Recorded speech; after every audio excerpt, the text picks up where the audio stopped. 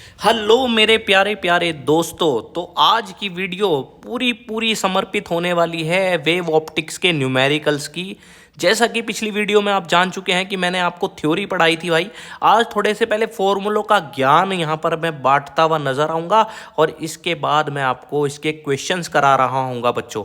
इसी तरीके से हम आगे बढ़ने वाले हैं और भाई घबराइए मत, जैसे जैसे वीडियोज़ आ रही हैं इनको फॉलो करो भाई। तुम्हें अगर तुमने कुछ भी नहीं पढ़ा है उसके बाद भी आपको यहाँ पर बहुत कुछ मिलने वाला है।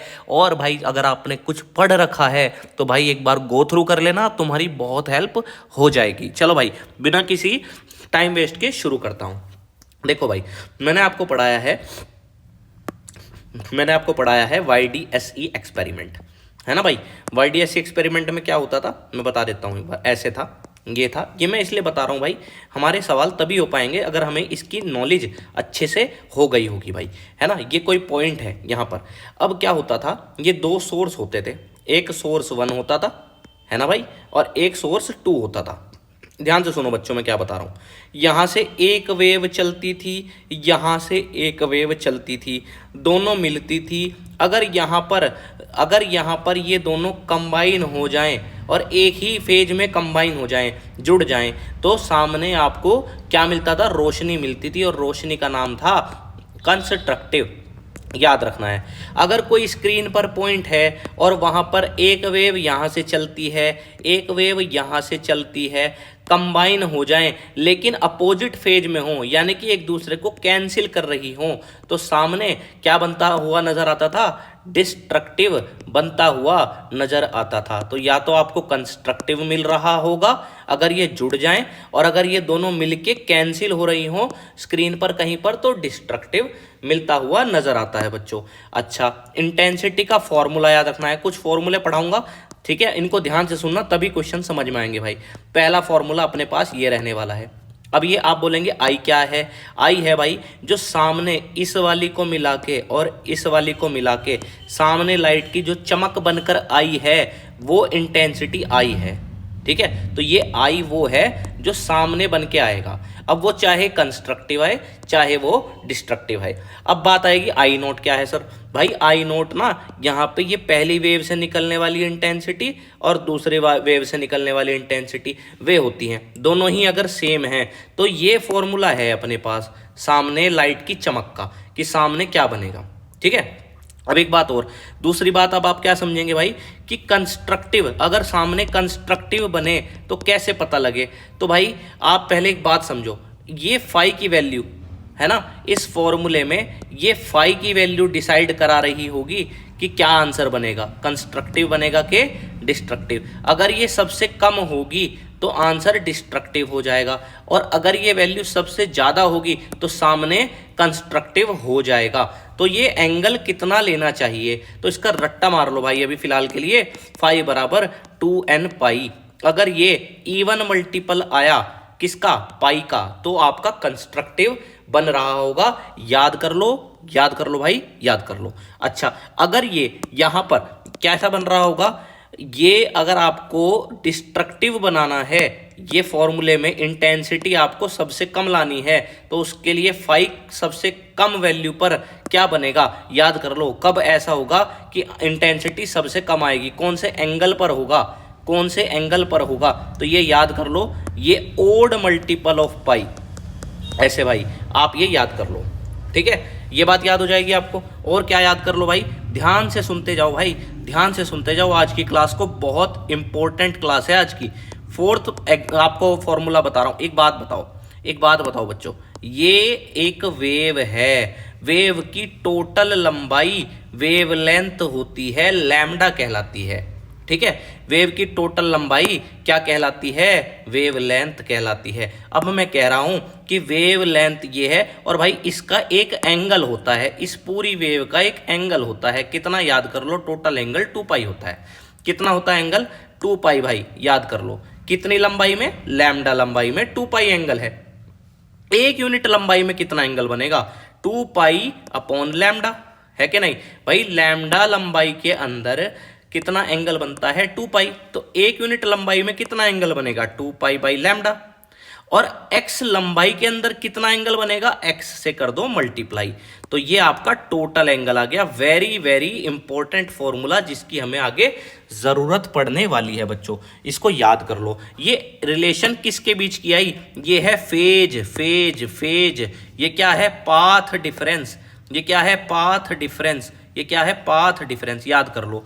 तो फेज और पाथ डिफरेंस में रिलेशन है। फिर से वेव की टोटल लंबाई लैम्डा है, टोटल एंगल 2 पाई है, तो एक यूनिट में कितना एंगल बना, 2 पाई बाई लैम्डा बना। एक्स लंबाई में कितना बना, एक्स से गुना कर दो, तो ये आपका एंगल है ना भाई। तो ये रिलेशन आपको याद रखनी है, ये पाथ डिफरेंस, ये फेज डिफरेंस। अभी मैं आपको थोड़ा सा और बता रहा हूँ आगे की तरफ जब मैं चल रहा हूँ, तो जरा थोड़ा ध्यान से सुनना, समझ में आ जाएंगी मेरी बातें आपको, है ना भाई। ओ बताता हूँ एक बार, देखो भाई ऐसा है, ये पाथ डिफरेंस होता क्या है, एक बार इसको समझ लो, है ना। एक बार समझ लोगे ना तो न्यूमेरिकल्स में दिक्कत नहीं आएगी, मैं बता देता हूँ, ठीक है भाई। देखो भाई पांचवा पॉइंट देख लो, पांचवा पॉइंट भाई देख लो देख लो देख लो, ये ऐसे है, ये सोर्स 1 है, ये सोर्स 2 है, ठीक है भाई। अब एक बात बताओ, हमें ये कोई पॉइंट है, इस जगह पर देखना है कि कैसी इंटेंसिटी की लाइट बन रही है, तो आपको दोनों जगह से वेव चलानी पड़ेगी, एक इससे चलेगी वेव और भाई एक इससे चलेगी। मेरी बात आपको समझ में आई, ये मैं अब आपको क्यों बता रहा हूँ, अभी क्लियर हो जाएगा। अब ये पाथ डिफरेंस होता क्या है इसके बारे में बता रहा हूँ थोड़ा सा, इसको इससे ऐसे ज्वाइन कर दो भाई, कर दिया ज्वाइन, ये यहां पर एक्स्ट्रा है इतना। अब देखो जरा, यहां से एक वेव चली, ऐसे चली और यहां पहुंच गई भाई, यहां पर ये देखो ऐसे चली, तो जरा ध्यान से देखो, ध्यान से देखो, ये इसके साथ कैसे पड़ी है, उल्टी पड़ी है। अभी दिखाता हूं कैसे, देखो ये ऐसे आई, देखो इसके साथ कैसे पड़ी है, उल्टी पड़ी है ना, और ये इसके साथ उल्टी पड़ी है। तो यहां पर ये जो डिस्टेंस है इसको हम पाथ डिफरेंस बोलते हैं, इसको क्या बोलते हैं, पाथ डिफरेंस बोलते हैं बच्चों, एक्स, है ना। और ये पाथ डिफरेंस चेंज होता रहता है स्क्रीन पर अलग अलग पॉइंट पर, है ना। मान लो ये इस मैंने दोबारा से बनाया यहाँ पे डायग्राम, ये सोर्स 1 है, ये सोर्स 2 है, कोई दिक्कत। अभी ये कोई पॉइंट था पी स्क्रीन पर, ये वही वाला डायग्राम मैं यहाँ शिफ्ट कर रहा हूँ नीचे की तरफ। अब देखो, अब ध्यान से सुनो बच्चों, ये है कोई पॉइंट यहां पर है जिसका नाम Q है, P वो पॉइंट था जिसकी मैं पहले बात कर चुका यहां पर, है ना स्क्रीन पर। अब ये कोई ऊपर पॉइंट है भाई, तो आपको एक बात समझनी पड़ेगी यहां पर। देखो मैं इसको इससे ऐसे ज्वाइन करा देता हूं, ठीक है भाई, ये मैं ऐसे परपेंडिकुलर डाल देता हूं, यहां से एक वेव चलती है, ऐसे पहुंचती है भाई, इसके अंदर पहले आधी वेव आ पा रही थी, है कि नहीं।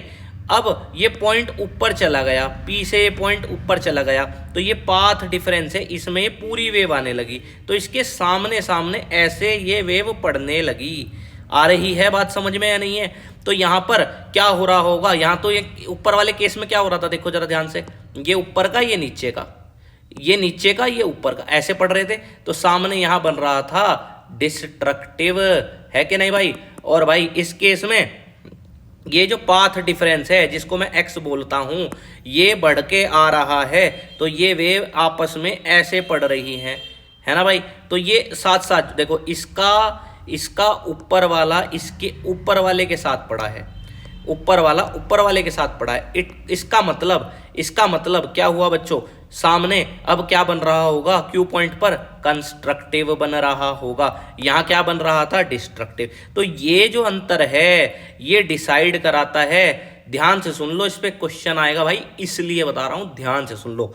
ये जो है पाथ डिफरेंस अलग अलग पॉइंट पे अलग अलग बन के आएगा, और ये डिसाइड करवाएगा कि सामने कंस्ट्रक्टिव बन रहा होगा कि डिस्ट्रक्टिव। ये बात आपको याद रखनी है, याद रखनी है भाई, याद कर ले, याद कर ले, ठीक है।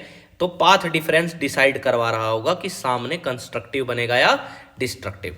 अब आप कहोगे कि कैसे, मैंने कहा मेरी बात सुनो, मेरी बात सुनो, आप देखो तो कब अब जब अगर आपको ये इतनी बात क्लियर हो गई, मैं पहले आगे लेके चलूंगा आपको, है ना। तो अगर इतनी बात क्लियर हो चुकी है बच्चों, ये सब चीजें आपको याद हो जानी चाहिए। अब मैं लेके चलता हूँ नए केस पे, है ना, नया केस बताता हूँ, सुन लो भाई। देखो फिर से फॉर्मूले पढ़ेंगे आगे के ओर, है ना भाई। ये ऐसे है, ये ऐसे है सामने स्क्रीन, ये सोर्स है भाई, सारी बातें काम की होने वाली हैं, ध्यान से सुनना है, ध्यान से सुनना है।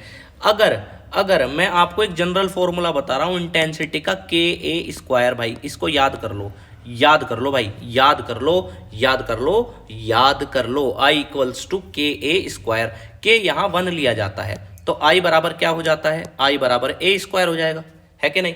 अब मैं आपसे ये कह रहा था, जब आप सामने इंटेंसिटी निकालते थे तो क्या फॉर्मूला लगाते थे, आई बराबर 4I0 कोस स्क्वायर 5/2, है कि नहीं भाई। ये फॉर्मूला लगाया करते थे आप। ये आई क्या होता था, जो कंबाइन इंटेंसिटी सामने आ रही है कि नहीं।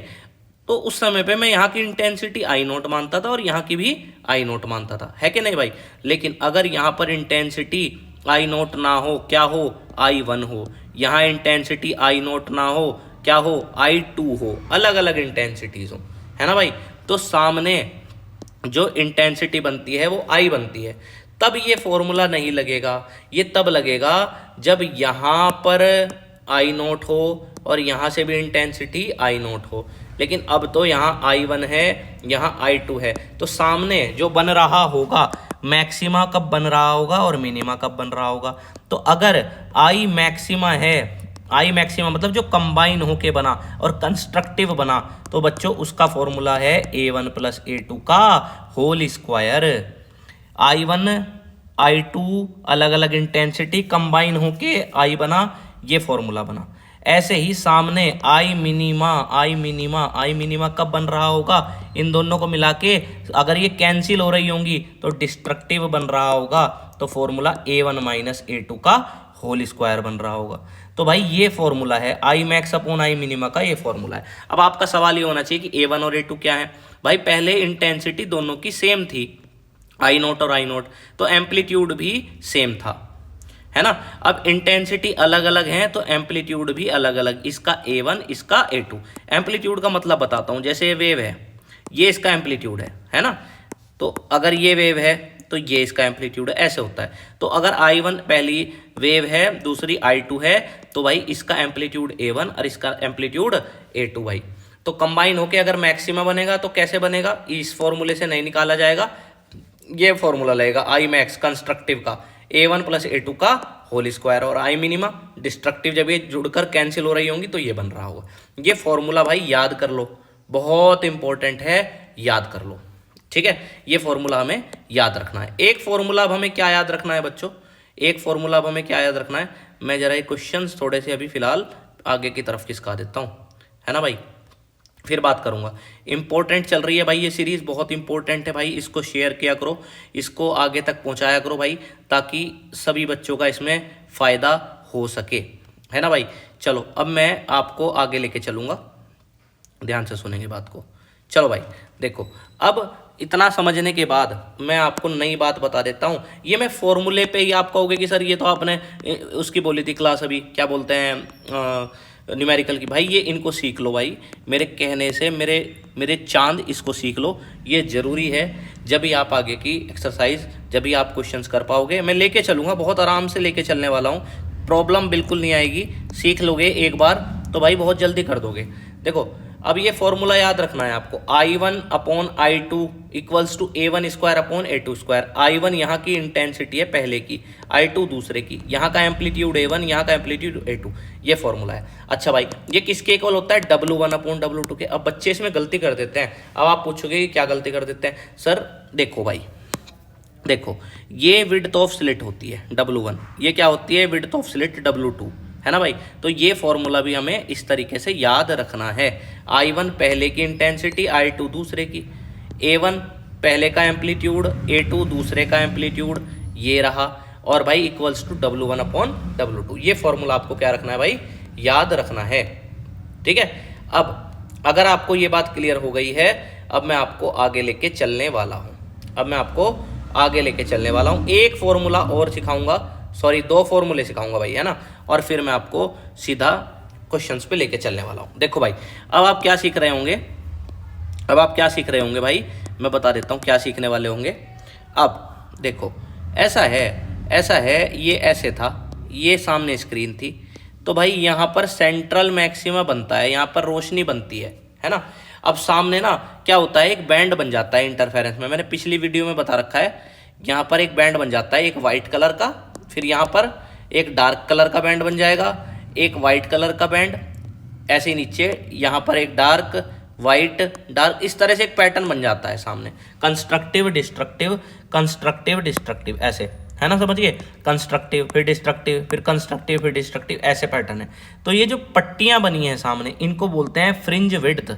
क्या बोलते हैं? Fringe width. तो इसे बीटा से डिनोट करते हैं और फॉर्मूला है इसका डी लैम्डा बाई डी। अच्छा, सबकी फ्रिंज विड्थ एक जैसी होती है ना, डार्क वाले की भी और ब्राइट वाले की भी। कितनी होती है? डी लैम्डा बाई डी, याद कर लो भाई। अच्छा, डी क्या है? अब सुन लो, ये स्लिट्स हैं। ये क्या है? स्लिट्स हैं। स्लिट और स्क्रीन के बीच की दूरी क्या कहलाती है? स्लिट और स्क्रीन के बीच की दूरी कहलाती है कैपिटल डी। क्या कहलाती है भाई? कैपिटल डी कहलाती है। अच्छा, और भाई ये जो दोनों स्लिट्स के बीच का सेपरेशन है वो स्मॉल डी कहलाता है। आया समझ में? आया समझ में? इसको याद कर लो, है ना। फ्रिंज विड्थ का फॉर्मूला आप याद कर लो। चलो भाई, अब मैं आगे लेके चलूंगा भाई। एक फॉर्मूला और सीखेंगे, बस एक, और फिर मैं एक्सरसाइज पर आपको लेकर चलूंगा भाई, ठीक है। चलो भाई, देखो अब अपने पास एक फॉर्मूला क्या है मैं बता देता हूँ। लास्ट फॉर्मूला है बच्चों, बस लास्ट फॉर्मूला सीख लो, फिर देखते हैं आगे। देखो भाई, ये ऐसे, सामने ये ऐसे, ये ऐसे, ये फिर से S1 और ये भाई S2, ठीक है भाई। और ये कोई पॉइंट है। अब सेंटर ऑफ द स्क्रीन से किस जगह पर कंस्ट्रक्टिव बना, उसका फॉर्मूला याद कर लो, n D lambda by D. Very important. Capital D slit और स्क्रीन के बीच की डिस्टेंस होती है, स्मॉल डी दोनों स्लिट्स के बीच की डिस्टेंस होती है। कंस्ट्रक्टिव का ये फॉर्मूला बन गया है। अच्छा, डिस्ट्रक्टिव के लिए 2n-1 D lambda by 2d, ये भी आप याद करके चलो, ये भी आप याद करके चलो, है ना भाई। ये देखो बड़ी यूनिट है तो देखो थोड़ा टाइम तो लगेगा ना बच्चों, लेकिन भाई बहुत इंपॉर्टेंट बातें बता रहा हूँ, जरूर से कर लेना, जरूर से कर लेना। तो ये वो दूरी है जिस पर सामने कहीं पर डिस्ट्रक्टिव बन रहा होगा, यहाँ से किसी पॉइंट पर डिस्ट्रक्टिव बन रहा होगा ना, तो वो दूरी है। ये दोनों फॉर्मूले भी आपको याद होने चाहिए। अब बिना किसी टाइम वेस्ट के अब मैं आपको लेके चलता हूँ। आप भी सोच रहे होंगे कि भाई अभी तक सर ने क्लास में न्यूमेरिकल स्टार्ट नहीं करे, तो भाई ये आपके लिए ही न्यूमेरिकल तैयार हैं।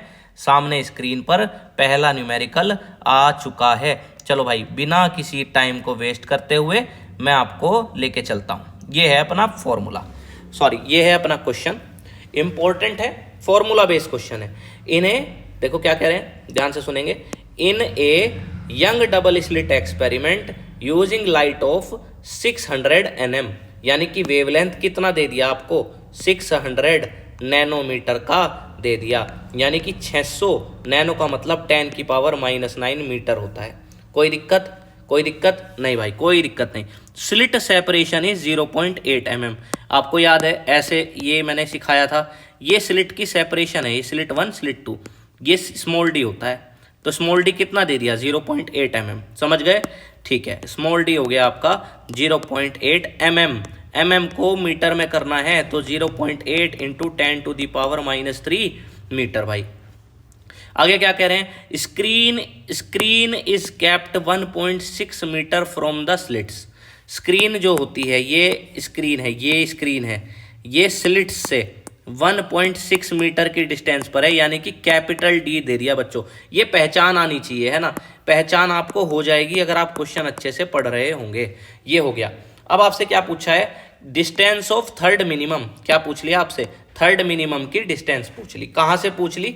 सेंट्रल मैक्सिमम से। अब जरा समझो ध्यान से, ये था, है ना, सेंट्रल मैक्सिमम यहाँ होता है, इससे थर्ड मिनिमम की डिस्टेंस पूछ ली। मिनिमम मतलब डिस्ट्रक्टिव की, है ना। तो मैंने बताया था वाई वाला फॉर्मूला है कि नहीं, वाई वाला, थर्ड मिनिमम सेंट्रल से। तो यहाँ इधर ऐसे वाई का फॉर्मूला, मिनिमम का फॉर्मूला है y = 2n-1 D lambda upon 2d। आपको थर्ड मिनिमम का है तो n क्या लूँगा? n 3 लूँगा। ये d 1.6 है, लैम्डा 600 है, नैनो में है तो 10⁻⁻9। 2 स्मॉल डी क्या लूँगा? देखो कितना लूँगा स्मॉल डी? स्मॉल डी लूँगा मैं आपका 0.8 mm है तो 10⁻³ ले लूँगा। तो ये y = कितना हो जाएगा बच्चों? 5 इंटू 1.6 इंटू 600 इंटू 10⁻⁻9। नीचे अगर मैं बात करूं तो जब आप मल्टीप्लाई करेंगे तो 1.6 इंटू 10⁻⁻3 हो जाएगा। इससे ये कैंसिल हो जाएगा, है ना। ये हो जाएगा यहाँ पर 600 की जब आप 5 में मल्टीप्लाई करेंगे 3000 हो जाएगा। ये ऊपर चला जाएगा तो 10⁻⁻6 हो जाएगा भाई, और 3 इंटू 10⁻3 लिख सकता हूँ इसको मैं, ये जो लिखा हुआ है इंटू 10⁻⁻6, तो 3 इंटू 10⁻3 भाई, ये इसका आंसर आ रहा होगा। एक बार आपको अच्छे से प्रैक्टिस कर लेना है ना। तो मैं टाइम को इसी वाले फॉर्मूले में, इस वाले क्वेश्चन में निकालना है। तो मैक्सिमम का फॉर्मूला क्या है, n D lambda by d. ये है अपने पास फॉर्मूला, है कि नहीं, अपने पास ये फॉर्मूला है। तो एन फिफ्थ के लिए पूछा है 5, डी कितना लेंगे, डी कितना लेंगे 1.6 लेंगे, है ना। लैम्डा कितना लेंगे 600 लेंगे, नैनो में था तो 10⁻⁻9 लेंगे।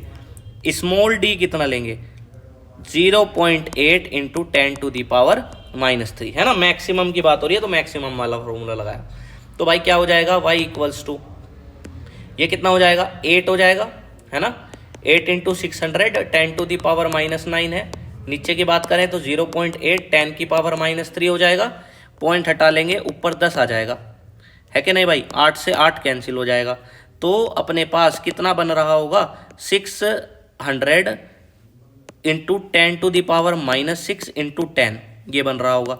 तो y इक्वल्स टू यहाँ पर कितना आ रहा होगा 600 इंटू 10⁻⁻5 हो जाएगा, और ये 2 0 आ जाएंगी तो कितना हो जाएगा 6 इंटू 10⁻3 मीटर।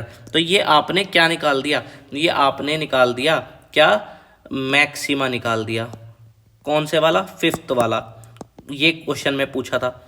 अब इसका जो इसका फर्स्ट पार्ट है वो मैं अब करा देता हूँ, इसको जरा ध्यान से सुनिए। ये मैंने मैक्सिमा निकाला, फिफ्थ मैक्सिमा पूछ रखा था, देखो मैं दिखाता हूँ। इसका जो इस सेकंड पार्ट था इसमें क्या पूछ रखा था, फिफ्थ मैक्सिमम पूछ रखा था सेंट्रल मैक्सिमम से। ये अपना सवाल है, ये अपना सवाल है।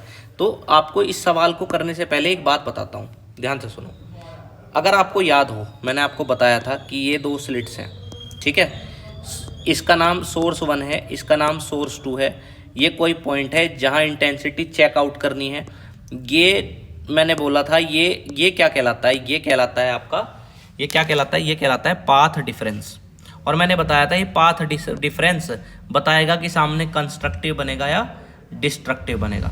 अब आप एक बात बताओ, अभी सवाल क्या कह रहे हैं कि अगर ये पाथ डिफरेंस किसी पॉइंट पर जाने के लिए ये पाथ डिफरेंस लैम्डा हो तो सामने इंटेंसिटी जो होगी वो लैम्डा वो होगी के। क्वेश्चन में क्या रखा है, तो इंटेंसिटी सामने क्या होगी के होगी। बात समझ में आई। अगर ये पाथ डिफरेंस जिसको हम x बोलते हैं वो लैम्डा हो तो सामने जो इंटेंसिटी बनेगी वो कितनी होगी भाई, के होगी। तो ये बात पहली बात है, ये बात पहली बात है। तो हमें पता है इंटेंसिटी का फॉर्मूला, बताओ आपको क्या सिखा रखा है, ये सिखा रखा है क्या, इंपॉर्टेंट है भाई ये क्वेश्चन। ये है या नहीं है भाई, ये है अपना फॉर्मूला। तो इस फॉर्मूले में आई की वैल्यू क्या रख दी मैंने, के रख दी, और भाई 4I0, है ना। अब एक बात बताओ, इसमें आपको एंगल चाहिए और हमें दे रखा है पाथ डिफरेंस। क्या हम एक रिलेशन पढ़ के आए हैं कि एंगल बराबर 2π/λ इंटू एक्स होती है। तो इस रिलेशन को लगा के मैं क्या निकाल दूंगा फाई, और इसको यहाँ रख दूंगा, इसको मैं यहाँ रख दूंगा। तो भाई सुनो जरा ध्यान से, क्या करूँगा अब मैं, देखो। तो फाई की वैल्यू अगर मैं देखूं तो फाई इक्वल्स टू क्या हो जाएगा 2π/λ। एक्स की वैल्यू यहाँ लैम्डा दे रखी है तो फाई कितना आ जाएगा 2π। तो जहां इस फॉर्मूले में क्या लिखा हुआ है फाई, वहां पर आप क्या लिख देंगे 2π, और नीचे 2 है, 2 से 2 कैंसिल हो जाएगा। तो k इक्वल्स टू क्या आ जाएगा 4I0 कोस स्क्वायर पाई आ जाएगा, है कि नहीं। कोस पाई की वैल्यू भाई -1 होती है। तो k इक्वल्स टू क्या हो जाएगा 4I0, और ये -1 का स्क्वायर, क्योंकि यहाँ पर क्या है स्क्वायर है।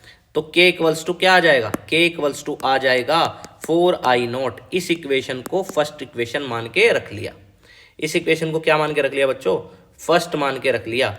अब मैं अगले पॉइंट पर लेकर चलूंगा आपको। देखो अब आपसे ये कह रहे हैं, अब आपसे सवाल में ये कह रहे हैं ये तो मेरी कंडीशन थी जो हमें दे रखी थी कि भाई अगर पाथ डिफरेंस x जो है वो लैम्डा हो तो इंटेंसिटी सामने k आती है, ये कंडीशन है।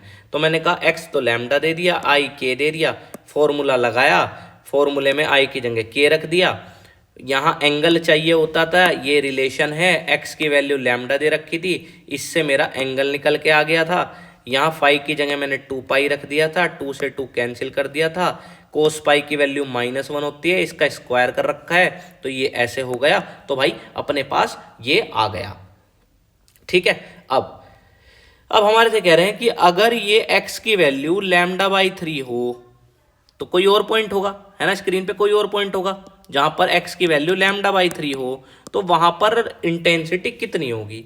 तो ये सवाल है, फिर से x कितना दे दिया λ/3 और इंटेंसिटी आपको पता नहीं है। इंटेंसिटी का फॉर्मूला अपने पास क्या होता है, 4I0 कोस स्क्वायर 5/2 होता है। फिर से यहाँ क्या चाहिए, यहाँ हमें चाहिए एंगल, हमें क्या दे रखा है, पाथ डिफरेंस। क्या रिलेशन है, फाई बराबर पीछे पढ़ा रखी है 2 pi by lambda into x है, तो 2 pi by lambda into x, x λ/3 है, ये इससे कैंसिल हो गया।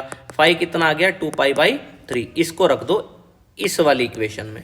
जब आप इसको इसमें रख रहे होंगे तो कैसे हो रहा होगा, आओ देखते हैं भाई।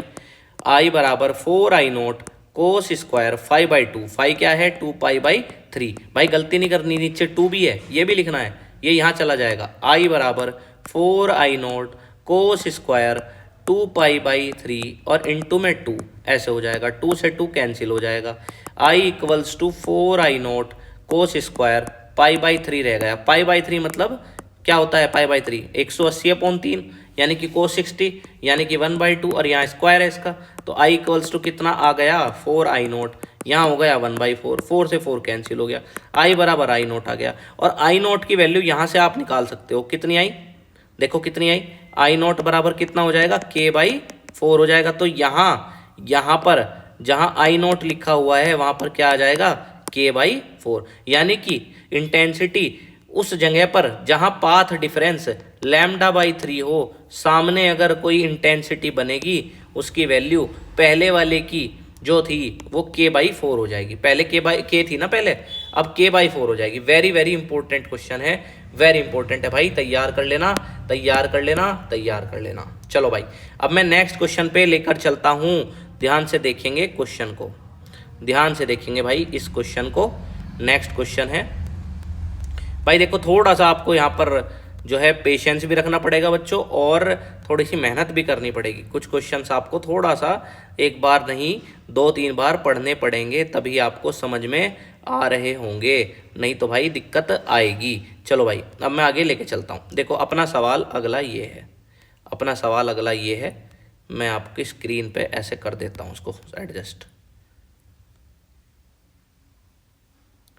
ठीक है। चलो ये अपना सवाल है, ये अपना सवाल है। अच्छा एक बात बताओ मुझे, एक बात बताओ, देखो पहले तो एक बात बताओ मुझे कि मैं आपसे ये कहता हूँ, मैं आपसे ये कहता हूँ, इस सवाल के लिए ही बता रहा हूँ ये बात, में ध्यान से सुनना, पेपर में आ रहे हैं दोनों ही पार्ट इसके, है ना, इंपॉर्टेंट है, 2023 में आ रहे हैं भाई। अच्छा एक बात बताओ, देखो अगर मैं यहाँ पर एक डायग्राम बनाऊँ जहाँ पर मैंने ये ऐसे स्लिट बनाई है, ये ऐसे है, ये ऐसे है, ये सोर्स 1 है, ये सोर्स 2 है। मैंने आपसे ये बताया था कि ये जो पाथ डिफरेंस होता है इसके हिसाब से सामने कंस्ट्रक्टिव और डिस्ट्रक्टिव बनता है ना, पहले पीछे बता के आया हूँ मैं, है ना। लेकिन मैं ये कह रहा हूँ ये यहाँ पर पाथ का डिफरेंस है ये, लेकिन अगर मैं कहूँ ये देखो, हमें पता है ना इस सवाल में, पता है क्या क्या रखा है, एक यहाँ पर सोर्स है, हमें पता है इस सोर्स से दोनों सोर्स बने हैं, तो इनके बीच में भी पाथ का डिफरेंस है। यहाँ आने के बाद तो जब ये चलेंगे इससे भी वेव चलेगी और इससे भी, तो यहाँ ये पाथ डिफरेंस तो है ही, जब यहाँ से चले और ये यहाँ से चला तो ये एक्स्ट्रा पाथ का डिफरेंस है दोनों वेव में। इस वेव को इतना एक्स्ट्रा चलना पड़ रहा है S2 को, लेकिन इससे पहले भी कुछ अंतर है इन दोनों में, यहाँ से यहाँ पहुँचने में और यहाँ से यहाँ पहुँचने में वेव को। समझ में आ रही है बात मेरी? तो टोटल अंतर कितना हो गया, आपको ये दे रखा है, ये SS1 ये SS2, इनमें भी अंतर है। तो इन दोनों वेव में जो यहाँ से चली और यहाँ से चली, दोनों वेव में अंतर है। तो वो अंतर कितना होता है, SS1 माइनस SS2, और भाई जब ये दोनों वेव ये यहाँ से चलेगी और यहाँ से, तो इसमें ये एक्स्ट्रा ये वाला अंतर है एक्स, ये कितना अंतर है, एक्स अंतर है। तो कह रहे हैं कि कंडीशन बताओ कंस्ट्रक्टिव की, कंडीशन बताओ किसकी, कंस्ट्रक्टिव की। अब आपको याद रखना है, याद कर लो भाई, याद कर लो। अगर ये अंतर, ये पाथ का डिफरेंस एन लैम्डा आता है तो सामने कंस्ट्रक्टिव बनता है। ये x बराबर एन लैम्डा आता है तो सामने क्या बनता है, कंस्ट्रक्टिव बनता है। अगर ये वाली बस यहीं से बात करूं, अगर मैं सिर्फ यहां से बात करूं, तो ये अंतर अगर एन लैम्डा आता है तो सामने कंस्ट्रक्टिव बनता है। अगर ये अंतर कैसा आता है, अगर ये अंतर ओड मल्टीपल आता है लैम्डा बाई 2 का, तो सामने डिस्ट्रक्टिव बनता है। लेकिन यहाँ जो ये पाथ का डिफरेंस है, एक्स नहीं बोल के मैं इसको, ये हमारा पाथ डिफरेंस है। अब पाथ डिफरेंस में जो यहाँ पर बन रहा है इस केस में, इस सवाल में, तो यहाँ से और यहाँ से वेव के चलने में भी पाथ का डिफरेंस है। तो एक तो ये और फिर एक आगे का ये वाला, तो दोनों मिला के अगर कंस्ट्रक्टिव बनाना है तो कितना होना चाहिए, एन लैम्डा होना चाहिए। पहले खाली ये, पहले यहाँ से चलती थी दोनों वेव, देखो यहाँ से जो हम जनरली पढ़ के आते हैं, तो ये वाला पाथ डिफरेंस अगर एन लैम्डा आया तो कंस्ट्रक्टिव, ये वाला पाथ डिफरेंस अगर ये आया तो ये डिस्ट्रक्टिव। ये याद करने की बात है। अब लेकिन इन्होंने कहा यहाँ से वेव जो निकली है और यहाँ से, इनमें भी अंतर है, इनमें भी अंतर है, तो टोटल पाथ डिफरेंस कितना हो गया, एक तो ये वाला SS1 माइनस SS2, और ये आगे जब चलेंगी तो ये एक्स्ट्रा ये था, ये पाथ डिफरेंस है। तो ये अगर पाथ डिफरेंस कितना आ जाए, एन लैम्डा, तभी तो कंस्ट्रक्टिव होता था। तो ये कंडीशन बन गई। तो x यहाँ कितना बैठेगा, ये x की वैल्यू क्या बनेगी ऐसे सिचुएशन में, ये बैठेगी। ये जो अंतर है ना, ये क्वेश्चन में दे रखा है लैम्डा बाई 4, कितना दे रखा है, लैम्डा बाई 4 दे रखा है। तो बताओ क्या लिखूं इसकी जगह में, इसकी जगह लिख दूंगा लैम्डा बाई 4 प्लस क्या, x इक्वल्स टू क्या, एन लैम्डा। तो x बराबर n lambda minus lambda by 4, ये इधर चला गया। तो पाथ डिफरेंस अब कितना बन के आएगा, कंस्ट्रक्टिव के लिए लैम्डा बाहर आ गया, n माइनस 1/4, ये इसका आंसर हो गया। कुल मिला के मेरा कहने का मतलब ये है इस सवाल में कि अभी तक आप कहाँ से पढ़ के आए हैं, अभी तक आप यहाँ से पढ़ के आए थे, लेकिन यहाँ पर इनके बीच में भी पाथ का डिफरेंस है, फिर ये वेव यहाँ से चलती हैं आगे।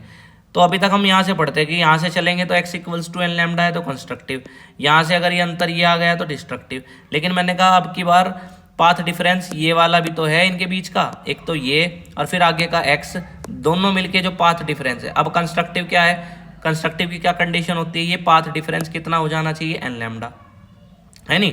तो यहाँ पे ये ऐसे कंडीशन बन रही है। तो भाई इस तरीके से है। तो यहाँ से x की वैल्यू पूछ रखी थी कि आपका अब इस सवाल में x कितना होना चाहिए कंस्ट्रक्टिव बनाने के लिए। वैसे तो ये होता था एन लैम्डा, अब इसमें ये भी एक्स्ट्रा आ गया ना पाथ डिफरेंस, तो इन दोनों को मिला के एन लैम्डा होना चाहिए। तो x की वैल्यू अब निकाल के बतानी है, इतनी बैठी है, सही है। ऐसे ही आपका डिस्ट्रक्टिव में भी ये इक्वेशन है अपनी, देख लो, SS1 SS2 है ना भाई, और प्लस में क्या x मिला के डिस्ट्रक्टिव की क्या कंडीशन पढ़ा रखी है, 2n माइनस 1 लैम्डा बाई 2। तो भाई हमें तो x निकालना है, तो ये सारा इधर चला जाएगा। इसकी वैल्यू कितनी दे रखी है, लैम्डा बाई 4 दे रखी है ना भाई। इसकी वैल्यू क्या दे रखी है क्वेश्चन में, लैम्डा बाई 4 देखो, ये दे रखी, ये दे रखी। तो क्या हो जाएगा, ये इधर चला जाएगा, तो 2n माइनस 1 लैम्डा बाई 2 है कि नहीं भाई, और माइनस में इसकी वैल्यू क्या थी, लैम्डा बाई 4 थी। तो ये किसके लिए कंडीशन बनाई मैंने, ये डिस्ट्रक्टिव की कंडीशन है। तो आपसे x की वैल्यू पूछ रहे थे कंस्ट्रक्टिव और डिस्ट्रक्टिव में, अगर यहाँ पर ये वाला सिनेरियो बन रहा हो, ये रहा सोर्स S1, यहाँ से यहाँ तक का डिफरेंस दे रखा है लैम्डा बाई 4, और आगे का जो होता है वो होता है।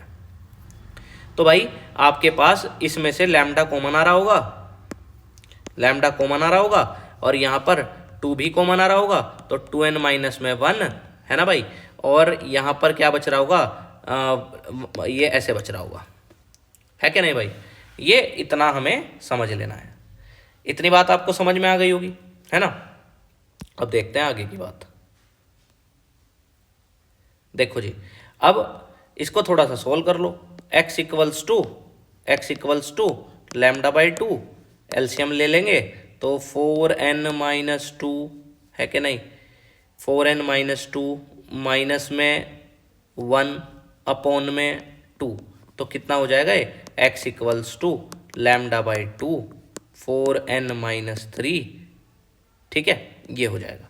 तो ये अपना क्या आ जाएगा भाई, डिस्ट्रक्टिव के लिए आंसर आ जाएगा। ठीक है, ठीक है, ये बात आपको क्या रखनी है, याद रखनी है। 4 हो जाएगा यहाँ पे, है ना, ये हो गया। अब इसका ना इसका जो दूसरा पार्ट है वो देख लेते हैं। क्या कह रहे हैं, क्या कह रहे हैं, यंग डबल स्लिट एक्सपेरिमेंट में देखो, पता है आप कैसी लाइट यूज करते हैं यहाँ पे, यहाँ आप मोनोक्रोमेटिक लाइट यूज करते हैं। मोनोक्रोमेटिक समझते हो, मोनोक्रोमेटिक का मतलब होता है एक ही जैसे कलर वाली। कह रहे अगर यहाँ व्हाइट लाइट यूज करने लग जाए तो क्या होगा। मैंने इसका ना, अच्छा भाई मैंने इसकी पीडीएफ नीचे भेज रखी है डिस्क्रिप्शन में, वहाँ से इसको पढ़ लेना, है ना, सारे जो सॉल्यूशन है।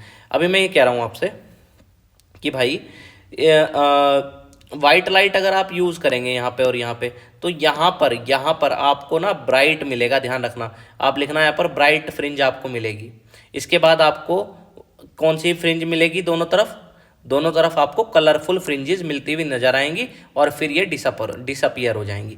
आपसे पूछा जाएगा कि मोनोक्रोमेटिक लाइट की जगह अगर आप वाइट लाइट का यूज़ करते हैं तो क्या होगा, तो सामने आपको यहाँ पर ब्राइट फ्रिंज मिलेगी और ब्राइट फ्रिंज के दोनों साइड आपको कलरफुल फ्रिंजेस मिलती हुई नजर आएंगी और भाई फिर ये वैनिश हो जाएंगी, फिर आपको कुछ नहीं मिलेगा। ये आपको इसका आंसर लिखना है, मैंने नोट्स में भेज रखा है, पढ़ लेना पढ़ लेना पढ़ लेना भाई। चलो, अब इतना होने के बाद अब मैं आपको नए सवाल पे लेके चलता हूँ।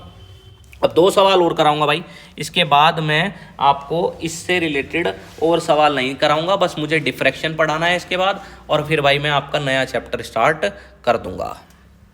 देखो, what happen to the interference when two coherent are close and ये, अच्छा भाई एक बात बताओ, ये है सामने, ये क्या है सोर्स 1, ये क्या है सोर्स 2, ठीक है भाई, ये ऐसे है। अच्छा, अब मुझे एक बात बताओ, ये इस तरह की कंडीशन है सोर्स 1 और ये क्या है सोर्स 2।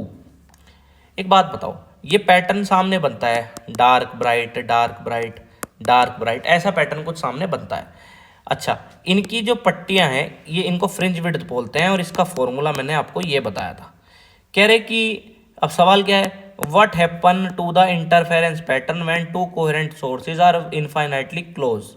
कोहेरेंट सोर्सेज जो हैं ये वाले बहुत क्लोज आ गए हैं एक दूसरे के, ये सोर्सेज बहुत क्लोज आ गए हैं, डी बहुत कम हो गया है, समझ रहे हैं, डी बहुत कम हो गया है, तभी तो ये क्लोज आए हैं, है ना। जब ये क्लोज आएंगे तो इनके बीच का सेपरेशन कम हो जाएगा, डी कम हो जाएगा, डी कम हो जाएगा, फ्रिंज विड्थ बढ़ जाएगी, यानी कि ये वाली फ्रिंज विड्थ इतनी बड़ी हो जाएगी, एक एक फ्रिंज विड्थ ऐसे ऐसे आने लगेंगी, समझ गए बात को, इतनी बड़ी बड़ी आने लगेंगी, तो एक ही फ्रिंज विड्थ आपकी पूरे पेपर पे आ जाएगी, है ना।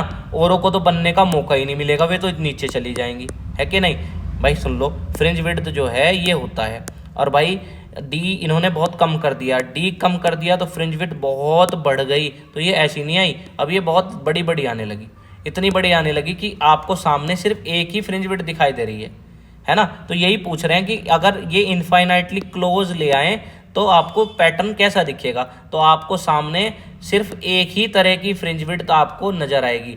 ये आपको लिख लेना है कि आपको ओनली वी विल सी क्या सिंगल फ्रिंज विड्थ, है ना, सिंगल फ्रिंज विड्थ दिखाई देगी। क्यों, क्योंकि बीटा बहुत ज़्यादा हो जाएगा। आप ये फॉर्मूला लिख देना कि d small then beta is very large, so we obtained only one fringe on the screen, है ना। फिर इधर बहुत लंबी कहीं इधर जाके आ रही होंगी और फ्रिंजेस, समझ गए बात को, ये इसका आंसर हो जाएगा भाई, है ना।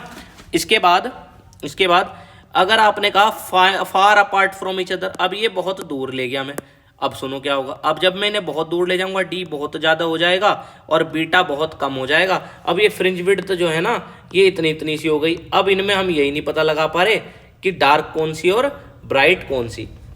तो जब आप बहुत दूर ले जाएंगे स्लिट्स, दोनों स्लिट्स के बीच के गैप को, तो डी बहुत ज़्यादा हो जाएगा, बीटा बहुत कम हो जाएगा, फ्रिंज विड्थ बहुत छोटी सी हो जाएंगी। तो आप कंट्रास्ट सही से नहीं कर पाएंगे बबुआ। आपको ये बात समझ में आई कि नहीं आई, ये बात मुझे आप बताओ जल्दी से। आप नीचे भी जो है कमेंट सेक्शन में भी डाल सकते हैं। आई होप आपको समझ में आ गई होगी बात, है ना। तो फ्रिंज विड्थ का खेल है बच्चों, है ना, किसका खेल है, फ्रिंज विड्थ का खेल है। तो पहला केस समझ में आया। और दूसरा भी समझ में आ गया। इतनी छोटी छोटी पैटर्न बन गया दूसरे केस में, तो उनको आप डिटेक्ट ही नहीं कर पा रहे, तो fringe width can not be detected. पहले वाले केस में बहुत पास आ गई थी, डी कम हो गया, फ्रिंज विड्थ इतनी ज़्यादा हो गई कि पूरे पैटर्न में एक ही फ्रिंज विड्थ आपकी बन पा रही है पूरी स्क्रीन पर, और सब बाहर निकल गई, वे दिख भी नहीं रही, है ना। और दूसरे वाले में ये इतनी दूर कर दी गई हैं, डी इतना ज़्यादा हो गया, फ्रिंज विड्थ इतनी छोटी हो गई हैं कि आप उनको डिटेक्ट भी नहीं कर पा रहे हैं। दोनों ही केस में ये हुआ है, तो आप लिख देंगे इसका आंसर। बहुत बढ़िया। अब एक सवाल और आपके लिए इम्पोर्टेंट है, इसको मैं करा देता हूं और इसके बाद हम अपनी क्लास को यहीं पर एंड कर देंगे। बच्चों लगे रहो भाई, हो जाएगा सब चीज़ें, बस बहुत ध्यान से पढ़ते रहो। कोई प्रॉब्लम आती है भाई कमेंट सेक्शन में ज़रूर लिख दिया करो, और भाई इसको ज़्यादा से ज़्यादा फॉलो कराया करो। मैं और अच्छे से आपके लिए और अच्छे से मेहनत करके वीडियोज़ लाता रहूँगा। सवाल ये है कि आपने पहले कितना पढ़ा हुआ है। अगर नहीं भी पढ़ा हुआ भाई, इनको कर लेना, बहुत कुछ फ़ायदा मिल जाएगा। चलो एक सवाल और कराता हूँ, आपका सवाल ये है कि आपके पास मैक्सिमा टू मिनिमा का रेशो दे रखा है ना भाई। कितना दे रखा है? 25:9 दे रखा है। कह रहे हैं कि मैक्सिमा टू मिनिमा याद आ रहा है ना, ये I1 अलग, ये I2, तो मैंने बताया था सामने जो बनेगा, या अगर जुड़ गई तो मैक्सिमा, और अगर कैंसिल हो गई तो मिनिमा। पहले की इंटेंसिटी I1, दूसरे की इंटेंसिटी I2, पहले का एम्पलीट्यूड A1, दूसरे का एम्पलीट्यूड A2, है कि नहीं भाई।